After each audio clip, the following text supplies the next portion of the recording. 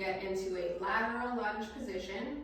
Elevate the foot on about a 4-inch step.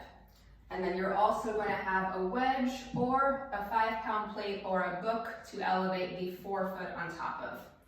This is going to help so that when you shift over to that leg, the knee is encouraged to move back right on top of the heel.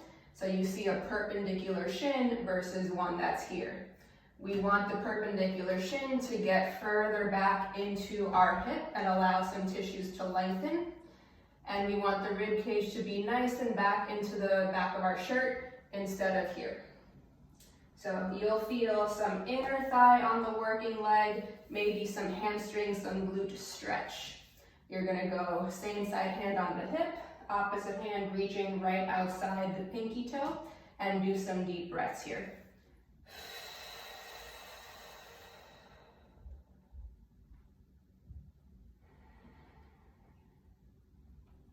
As you set up the position to make sure that everything is in the right place,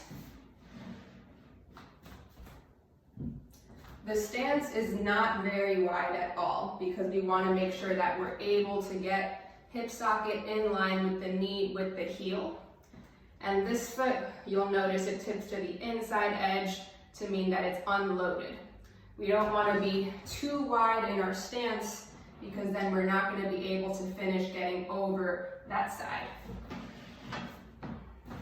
So calibrate the stance, shift over, and then because of the wedge, make sure that your knee is pulling all the way back.